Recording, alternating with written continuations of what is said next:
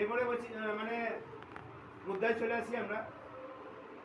বেঁচে থাকতে গেলে আমার খরচ করতে হয় কি হয় না সেটা বলি। বেঁচে থাকতে গেলে খরচ করতে হবে, এটা বাধ্যতামূলক। কিন্তু কেউ অস্বীকার করতে পারবে না কি আমি খরচ করি না। সবাই করেন খরচটা,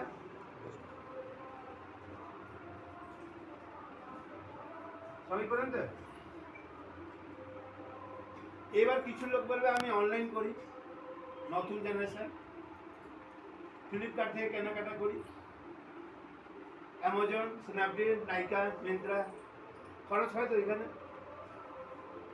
তার মানে অনলাইন থেকে আমরা কেনাকাটা করি।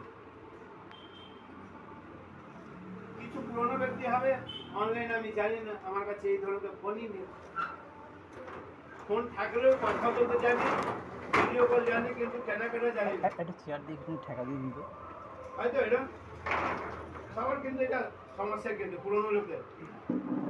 নতুন জেনারেশন থাকছে অনলাইন, থাকছে না, পুরনো জেনারেশন সরি নিচে টেকে দিয়ে, তাই তো এই ঘুরিয়ে দিন, এটা দিয়ে